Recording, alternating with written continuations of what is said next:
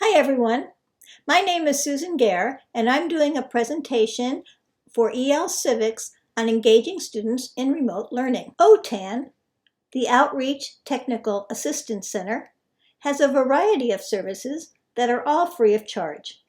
They offer online and soon, hopefully, face-to-face trainings. There is a Teaching with Technology database filled with lessons containing great ways of using technology in the classroom.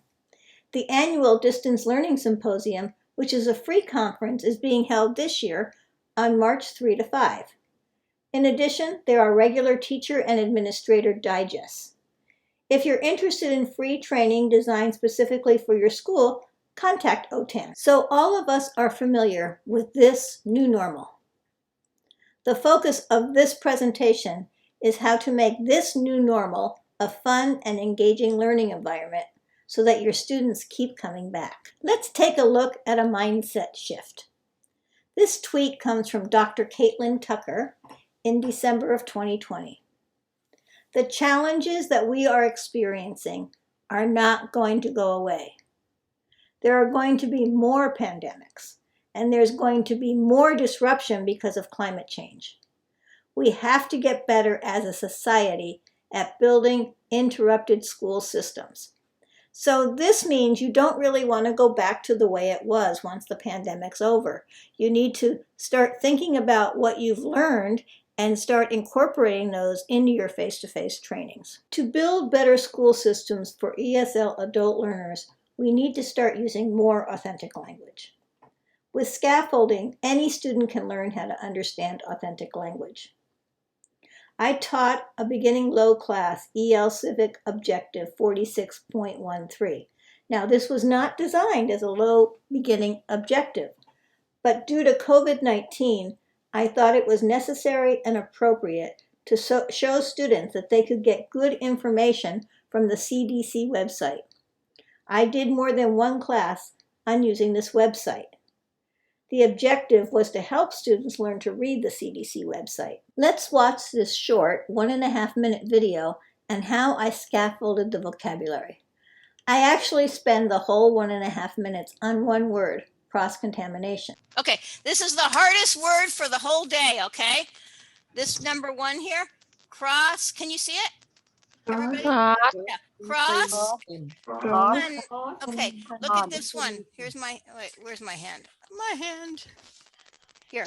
Okay, so contamination. It's got 5 syllables. Contamination. Contamination. Very good. Cross contamination. Everybody say it.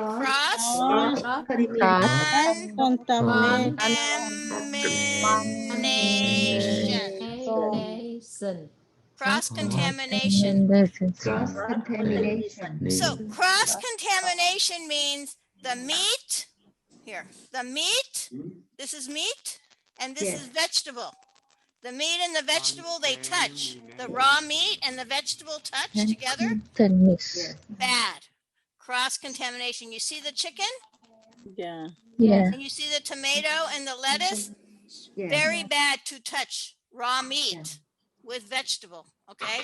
What happens? We have cross-contamination. Yeah, everybody say cross-contamination. Is cross-contamination good or bad? Bad. Very bad, yes. So I think I could have made a better video, but I was teaching the class and I forgot to stop sharing the screen. So you couldn't actually see the whole group. There was about 20 people in this class. And I used my fingers to show them the 5 syllables. Next, I'm going to share with you the whole lesson here on Wakelet. This is a very easy to use web curation tool. So this is the Wakelet site that I have. You can get an account for free at wakelet.com. And you can see here that this was the lesson that I used. So I started off with the vocabulary. That's the video clip that you saw. And then I have a Quizlet where they did some listening. And this they could do at home on their own. I had some spelling practice, also part of Quizlet, right here. And so they would click on the audio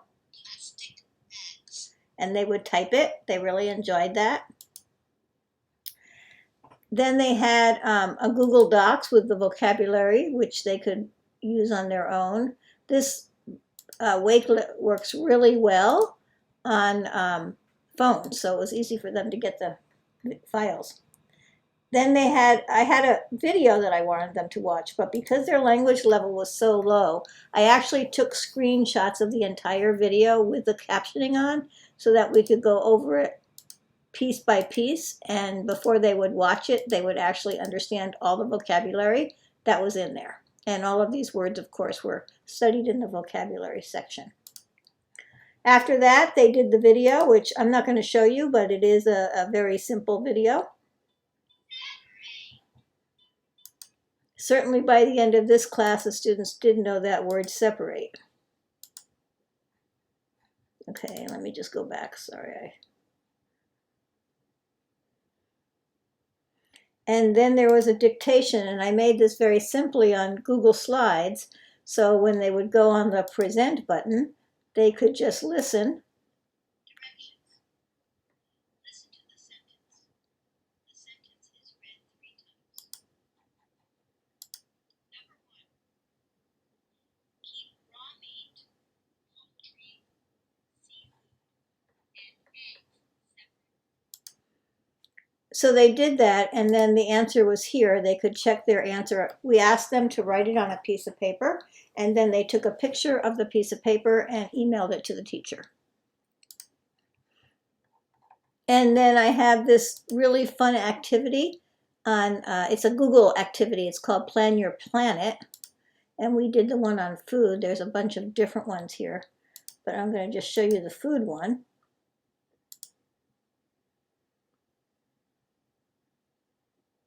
And it starts off with teaching the vocabulary that they're going to use of the food. We're not going to go there. We're going to skip that.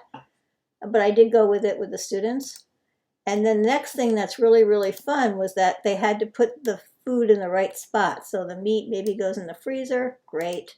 And then we had like the flour. They told me to put the flour on the cutting board, but no. Dough rises, but flours like to be where temperatures fall. So the second step was maybe the refrigerator, and yeah, that's it. So this is a really fun activity to do to end up with this objective. And finally, I always have the students do a Google form to make sure that they learned and to assess their learning. And so that is all here. What did you learn? Vocabulary words. Did you do the dictation? Sometimes they said yes, and sometimes they said no. But you know, that's the way it is, right? So that is the Wakelet example, and you can go to the link that has been up there to see this whole lesson, and you feel free to use it if you want. This is an easy to see graphic about 7 elements and 3 practices for remote teaching developed by Nell Eckersley at the Literacy Assistance Center in New York City. It includes most of the 7 remote teaching tools, elements, along with different ways to look at these tools, practices. Think of the practices as lenses. Let's read the graphic together. So in the center you have the student. And the student has all these different tools that the student can use in the class. A whiteboard, assessment tool, learning management system, video conferencing platform, interactive learning tool, feedback tool, and content-specific tools. I'll go into those tools on the next slide. And then you have these different lenses that you can look through. These are your practices as a teacher. So you want to strive for presence. You want to have interactivity. You need to have your students interacting. And you should try to get your students to do as much of the work as possible. Although these are not all links, I did put in some links for the 7 different elements here for you to peruse after this session. So for the whiteboard, we could either use a Zoom whiteboard, Jamboard, which is a Google tool, or the classroom whiteboard. For an assessment tool, there are lots of them out there, quizzes, Kahoot, to name 2. To make games, there's also all the Google tools, such as Microsoft Forms and Google Forms. There's learning management systems, Canvas, Moodle, Schoology, Google Classroom. And there's the video conferencing platform, which I believe most of us are either using Zoom or Google Meet. There is also WebEx, but haven't been using that recently. The last 7 elements are interactive learning tools, feedback tools, and content-specific tools. For interactive learning tools, you could use Kahoot, you could use Padlet, you could use Edpuzzle. For feedback tool, you can use Google Forms or Parlay. I like Parlay because it's a discussion tool, and if you are using Google Classroom, which does not have a discussion tool, Parlay is very useful. And then finally, there's those content-specific tools like your books, your translator, your calculator, and your reading and writing activities. So now that we're done with the 7 elements, let's take a look at the 3 practices. The first practice is to strive for presence. And remember, these practices are like lenses. This is harder to do online than in a face-to-face classroom because it is often hard to know if your students are really there or not. I'm going to show you a 2-minute video that was developed and taught by Martha Clayton at LACCD. I want to say that her students only approved for you to see this, not for you to download this video, so please do not share this video with anyone. She does a great job of striving for presence here. Like that. Can you see me okay? Okay. Yes. Okay, so what is my first step? Well, you have all the ingredients ready, right? Chop the garlic and the ginger. I'm excited for us next week to see some of your recipes. Everybody was quiet then. How big this pile of garlic is. It's huge. How should I cut the ginger? I don't remember. I heard someone say it. What was the name? Stinks? Yeah, the shape of the sticks. Do you remember that word? Stinks? Batons. Oh, yeah. That was the word he used, right? And we looked at the picture. What about ginger? How do people feel about ginger? Yes or like? Do you guys like or dislike? I like it. Look at it. Look, here's some little ones. Yeah. Right? Matcha sticks? Matcha sticks? Sticks. That's a good way to call. That's a good thing. That's a good name for it too. What do I do next? You put the pot on the stove so you can get hot. Yeah, the oil first. Does anyone know how many tablespoons of oil? Do you remember? It's like 2 or 3 because he put a lot. Okay.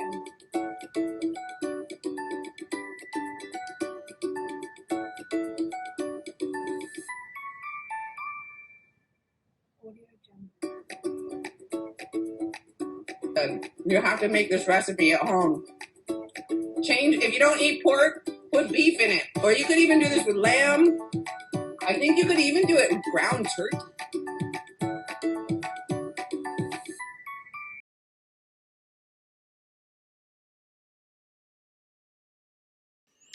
So I just wanted to share with you that all of Martha's activities leading up to the video and the final project is here on her Commons page, Creative Commons page for Canvas, and you're welcome to use any of these materials as they are all Creative Commons. The next practice of the 3 practices is interactivity is key. It is difficult to create interactive activities when you're teaching remotely. However, I have one with a low beginning class and a scavenger hunt that I would like to share with you now. Then we're going to have a list of words, okay? Then I'm going to put you into, we'll try it. We're going to separate. Remember the word separate? Separate, separate, separate. We studied that word. Then you're going to find the words in your house. We have here 1 tablet, 1 phone, 1 pencil, 1 book, 1 N95 mask, 1 bandana mask. I'm going to do an assignment now. So I want to have Alisa will find the tablet. Thank you. Tom will find the phone. Selena will find the pencil. Paper. Paper. Dictionary. Dictionary. So we're going to divide you into a room. Listen up. That's number one. Number two, you are going to find your group. You need to find 32 items. So we're going to see who can find the most things in their house. Okay. So try to find all the things in your house. All right. So students, do you see the list? Do you see the list? Yes. Okay. So you have to look for these things in your house. Unhealthy. No open. Healthy. Very good. Okay. So everything finished? Okay. So ID card. Let me see. ID card. Alisa. Oh, yeah, on the phone. Susan. Oh, Wow. look at, Apple. wow. Is that a tomato? Yes. And the plants. Wow. That's huge. Wow, that is ginormous. Yeah. From your garden? Yes. Wow. Beautiful, Christina. Tomato, yeah. Thank you. Oh, One more big. Tuan and Nook, your clocks are so cute. They're very beautiful. Yeah. You have The good apple. clocks. An apple too? That's not An from your garden, apple. though. Apple's No, from the no store. up in the house, but it's Your in the supermarket? store. Yes. Thank you. Do you see it? Let's see here. Let me see here. If not, Oh, I'll yes. Scavenger hunt first place. Everybody gets a first place medal. Woo! I sent it to you in the chat box Mhm. so that you can have it for your email. Okay. Everybody's a winner. I want to thank Alisa Takeuchi for letting me use her class. And if you saw the girl Christina, she's the one with the big tomato. She's does Zoom in her closet, and she's probably the most untechy of all of the students. And she participates fully in this class because of the interactivity. So the steps in this particular activity was number one, make a list of review words that can be found in a house. Number two, model the activity with capable students. Number three, review all the vocabulary words. Number four, send students to breakout rooms. Number five, monitor the breakout rooms to help students with the activity. And finally, have a class celebration and give a reward. Very easy to do this kind of class. The last practice is let the students do the work. I would like to take you now to Christy Reyes' class at Miracosta Community College, where her students are presenting home remedies. Okay. My name is Minerva Lopez, and this is the remedy that I am presenting to yours. Is from my family. The remedy is the remedy for sore throat. This come from my grandmom, and then my mom, and then and now me. Okay, the ingredients for this remedy is raw honey, bee pollen powder, and half a lime. We need only the juice from the lime. Wow. I make this one for my sons because my son, my old son, he sometimes, Mom, even me. Go ahead, Alex. Actually, my question was the same that you asked. Bee pollen powder. Is it really powder of the bee or? Yes, it's really powder for the bee. Wow. You found this one at the naturist store. I watched a lot of Zoom classes of Christy's, but I picked this one student, Minerva. I didn't pick her because she had the best English ability, but because she spoke spontaneously and candidly with enthusiasm and the voice of experience as a mother. Christy later shared with me that she was having a very difficult time making ends meet as a single mother during COVID. Minerva was very proud that I had picked her presentation to share with you today. Once again, thank you, Christy. So what do the students think of these types of activities? I only have students work from my 2 activities that I did with Elisa's class, but they all wrote me thank you letters afterwards, and here are 2. Hi, Susan. Thank you so much for the lesson. I understood how to arrange food to ensure the health of my family. I also learned a lot of new words in this lesson. Love, Susan. Heart, heart, heart, Wendang.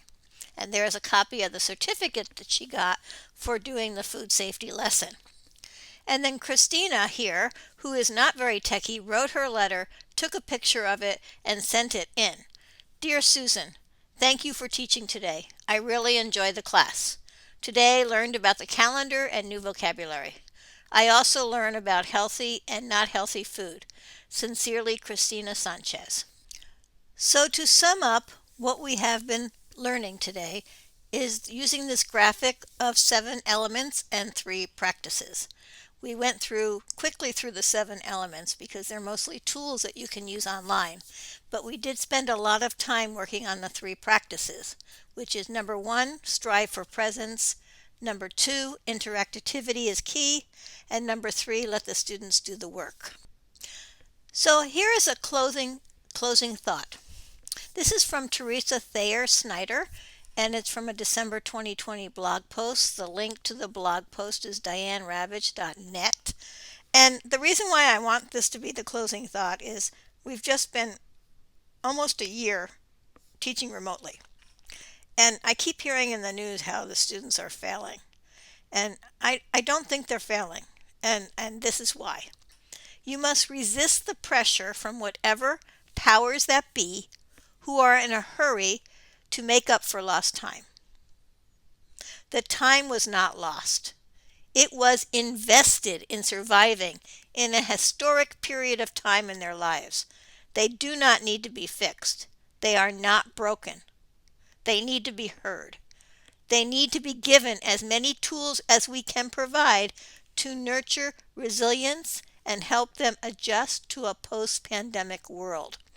And I say this is written for K-12 students, but it certainly works with adults as well.